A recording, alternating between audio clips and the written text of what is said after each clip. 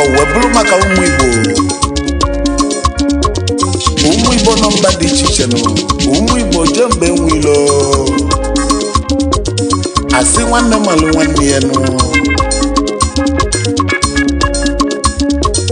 maka na mbọsị ka nwanne ezi ọya na anụ asị na otu isi ọzịkwa nwanne ka a ga-akpọ nụ. Yes, sir. Ego na-edele n'ụmụ Igbo adị eji eje mba Igbo Ojemba ụmụ Igbo Chukwu gọziri agọzi n'eze nafa na mgba mbọ fakpatakwula ego faneligbo golili meni Igbo amaka mmanụ ebe ọ bụ n'ije ma ifuru ọnụ n'onye Igbo biko gbalụ na tama ụmụ Igbo Ojemba Enwilo n'eze na anyị zilu ka mmenụ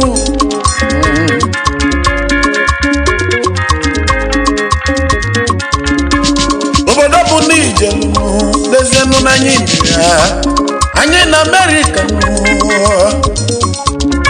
anyị nọzi Europe anyị nọzi Asia African countries dị iche iche na anyị na ya nụ n'eze na ụmụ Igbo akalighị egwu a na-ekwuzi na nkịtị ati manesi ni nweli bobo ngonu ụmụ Igbo akalighị egwu nụ ịdị na ibe anyị ji kalisianụ na anyị na-eme nwanne mmalụ nwanne ya nụ ụmụ Igbo onye jebe nyakpọlụ nwanne ya nụ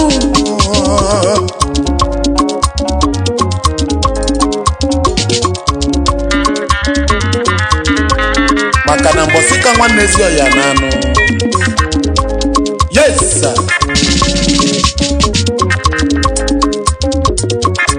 Ekene dịlụ n'ụmụ Igbo n'ezenu na anyị so ebe bụ na anyị jelu nenu na anyị na-aza we no dey carry last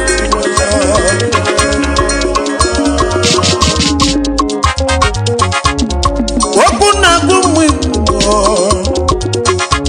onye kpatala ego nye nwanne ya aka n'ezie na nwanne bụ ife onye malite ya emechinu n'echi dị mme kpọlụ nwa n'azụnụ onye malite ọganwụ onye jizi gbaba nna n'ọbụrụ diokpala aneli mmadụ elinu Igbo Ojemba Enwilo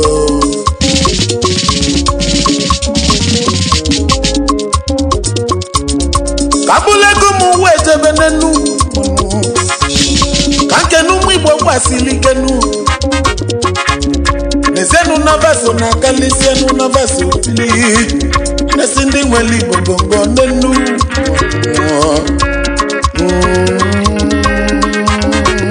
yes sir. Abulego mu wekenenu Destroy Your Majesty Ezo de naka chukuchuku jiwu CEO Hemishkat Austin, Texas, United States of America CEO Odonko Plaza Number 7 Makurosha Street Ikenebu, Owerri, Imo State, Nigeria our future Imo State Governor, ex-president, Confidence First Club, Dakar, Senegal, Ezodongo na Dakar, Senegal. Onatradike mma Ojemba karịsịa na Austin, Texas, United States of America.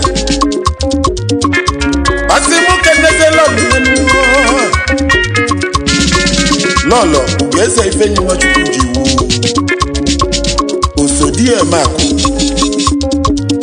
ndị anyị ka mma na bara anyị mgba onye duru oji mmadụ isu obishi isu in Imo State, Nigeria. America kunu bisi ebinu ebe avukunu na achụaka ebe avukunu na bulikenu asinoga dili High Chief Shuks Shilaka DKJ Ojemba 1 Nambise CEO Agnes Group South Africa. Chief Principal Kumbej Worldwide Logistics Pty Limited South Africa.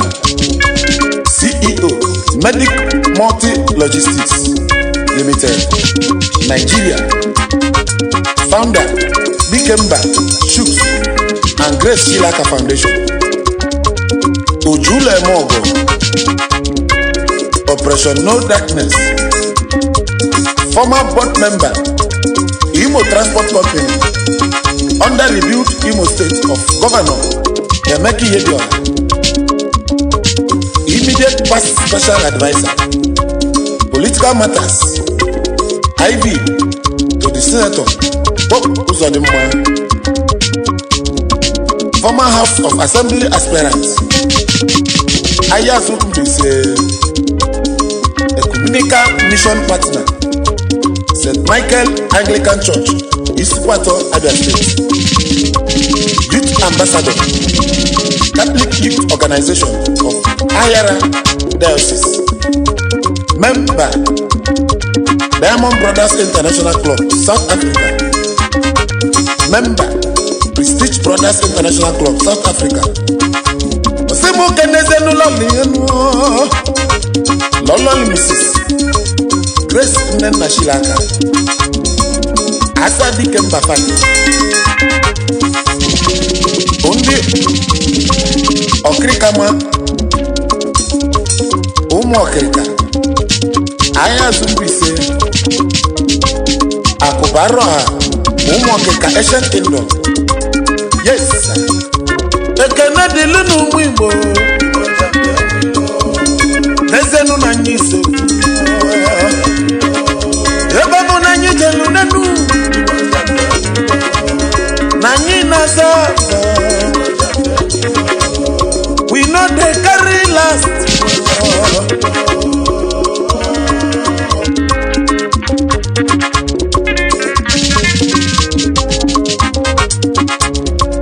Nenu waishi Aselem Chukubogu mwasunu Akebucho one of Undeke Ancient Kingdom na Dikedio Amma one na Mali Igwe Bamako CEO Jim Ansel Odis Limited CEO Jim Hap Investment Limited CEO ASCO and Source Limited Ikejaba of Blue Diamond Club Mali. Image maker President General Igbo Elders Forum Mali. Ex-President and Patron Old Imo Progressive Community Mali. Ex-President Igbo Progressive Community Mali. Ex-President and Patron Nigerian Traders Association Mali. Founder Igato Nation Mali Chapter Onyumuze Village Autonomous Community Njoke Asian Kingdom Idato, Igbo State, Nigeria. Abula Gumuke no Ezomoko ni Honorable Chief Solomon Iwundo. Once honorable forever. Chief Omiyuku na Akabaka, one of Akabo Igbo State, Nigeria. Pape Jimato Nenodogu Jimoni na London. CEO Solomondas Place Limited. Prime Minister on Donko Kingdom, Senegal. Former Vice President, Confidence Press Club, Senegal. President, Ikeduru Progressive Union, Senegal. Kamuka Nelula Liano Lola Mrs. Adora Christiana Chidi Imundo Adajife Mame Jimato, Director, Solomondas Issue, United Kingdom. Ondakabo, Igbo State, Nigeria. Neze no dogunu. Odogwe meriva tibulo dogunu. Umwani tenunu. Okwefi obi nasi okompo. Obi Costa Road, Gambia. Ezi nwanyi dị asọ n'Enugu Ajaishi. Ekwusigo Anambra State, Nigeria. The youngest landlord na Gambia. CEO Imas Concept Nigeria Limited. CEO Obi Okonkwo Investment Nigeria Limited. CEO Obi Long Global. CEO Sidon Investment. Dealers in all kinds of auto spare parts, truck, car, electrical, and building materials. President, Akaraka First Club, Gambia. Vice Chairman, Yekusigo Family Association, Gambia. Member, Igbo Community, Gambia.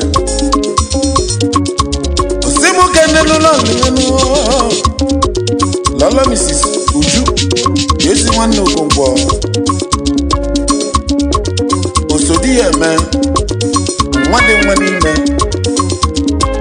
First Lady Sidon Agụ Nwanyị na Gambia.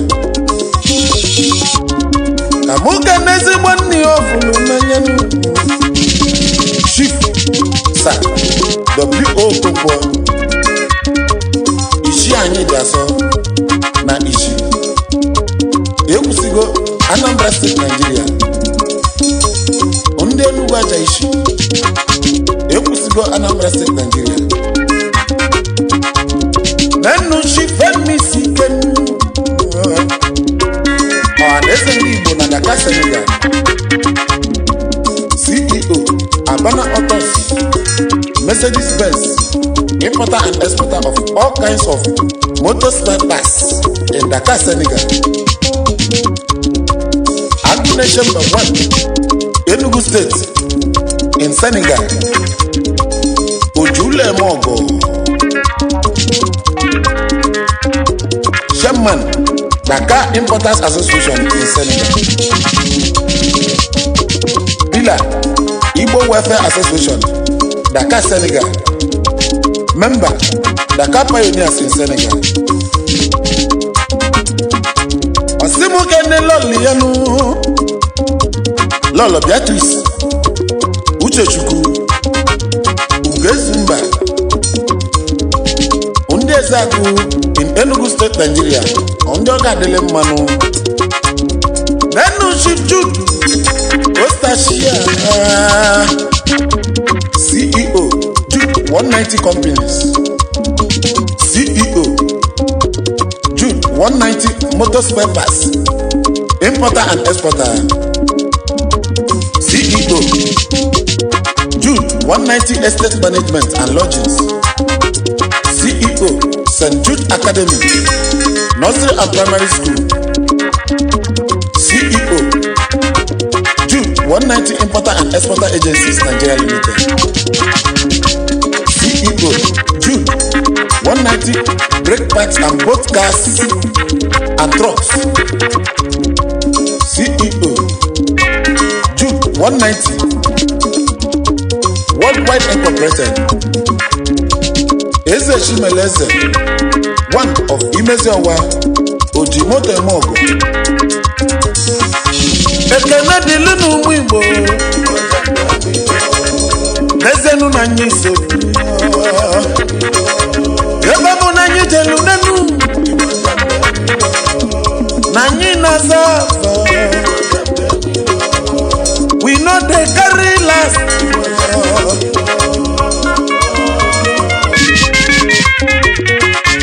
Ezafo juru n'idu sonu. Vice President, Ojemba United Friends Club. Member, G7 Club Mali. Nenu loli yanu. Ogoli malobi yanu. Lolo Mrs. Kelechi Florisha. Nwanyoma. Mama Shidalo. Undi Ezagu in Enugu State, Nigeria. Mazebe Nikemo. Ojemba Kwabo. Menek Worldwide. CEO, Rapon Global Resources. Importer and exporter of all kinds of motors. Chairman, Mbaku Progressive Union, Morocco. Executive member of Igbo community in Morocco. Member, Ohaneze Igbo in Abuja, Nigeria. Member, Mbaku in diaspora. Member, Anambra State Community Meeting in Casablanca, Morocco. Onyu Mudiana, Emma Sika in Anambra State, Nigeria. Morocco based in Edo. Chief Austin Joseph, the youngest Igbo na Mali. Dogu dị na nwoke. Onye mama n'obodo. Chairman, CEO of Alotis Spears. Founder and coordinator OAU Mali. Ability himself. Member and patron GTC Orumba South Local Government Area Umunze. Member Ojemba United Friends Club. Member and patron Alumni Seat of Wisdom Orumba South Local Government Area Umunze. Member Anambra Progressive Meeting in Bamako, Mali. Nenezigbo lọlị ya nụ onye ga-adịrị mma. Lolo Mrs. Jennifer Joseph. Lolo youngest Igbo na Mali. Ndị Orumba South Local Government Ihite. Ụmụ onye ka mma in Anambra State, Nigeria.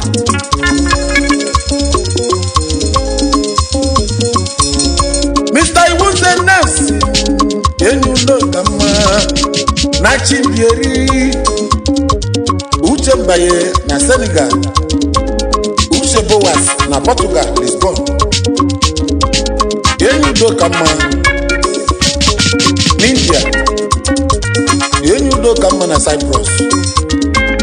Oli ọkwụrụ 1 na Abidjan. Ọgbakari ọchị. Ogbugberu ụzọ ndị egwu Igbo highlight. Na mba dị iche iche. An international music promoter worldwide. Founder, Dakar Pioneers in Senegal. Founder, Ojemba United Friends Club. Founder, Akaraka Friends Club, Gambia. Member, Links Friends Club, Cyprus. Member, Obi-Wan Friends Club, Portugal. Member, Alaba First Phone Club, Bamako, Mali. Osimumu kenenu lolianu Mrs. Iruze Mary Blessing Akadema Nwokoro Eze nwanyi Enwilo kama Onumbi Tolu Imo State Nigeria Ondi Akadema Mmaye Nenu Mr. Christian Ifeanyi Ogunwike Freddy Niduso Onyoma Anyi Wondo Ome Nwanne na Senegal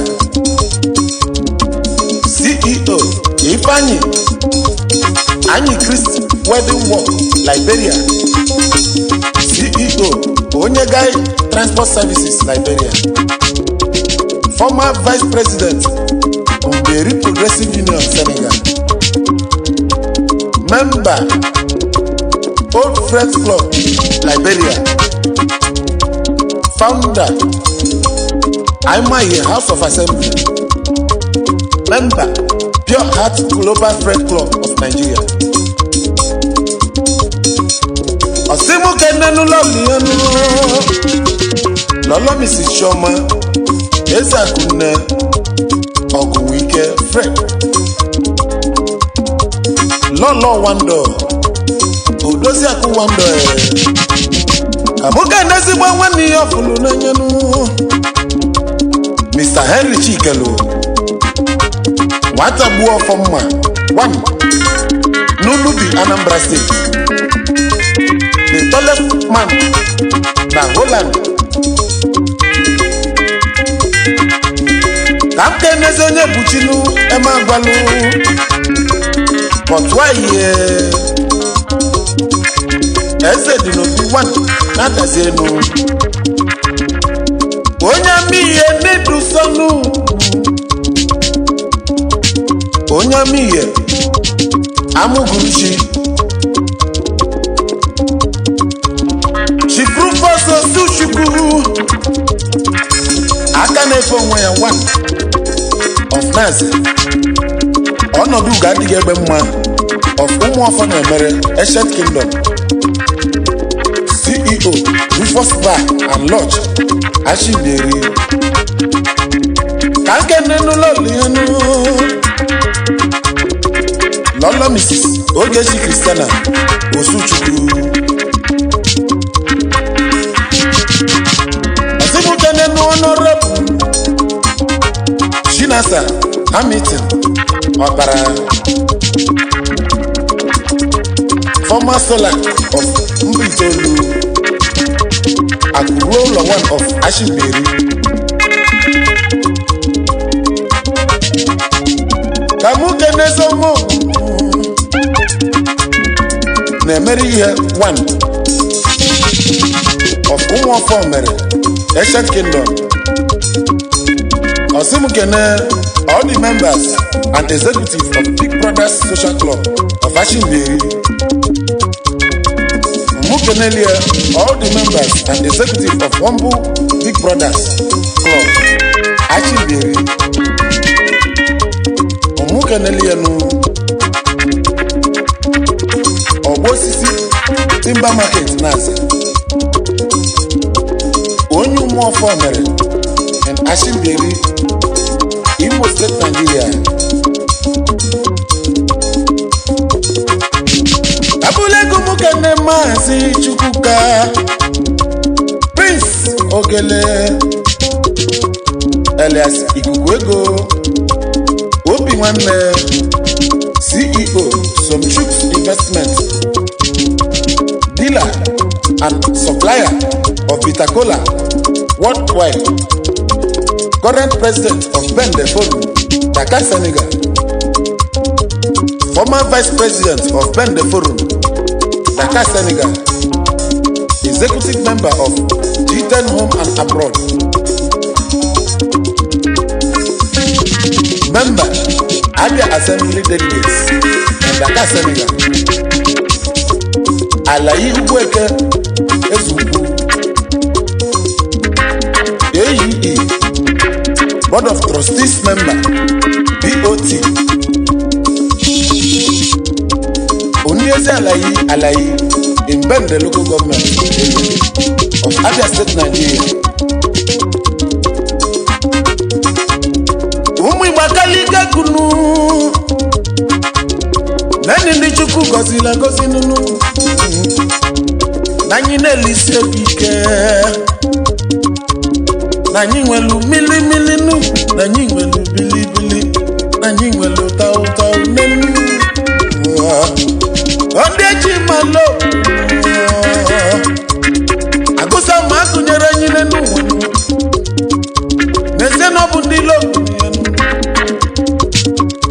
n'ụmụ Igbo nnọba sobi Ojemba Enwilo ekene dịlụ n'ụmụ Igbo Ojemba Enwilo n'ezienụ na anyị sobi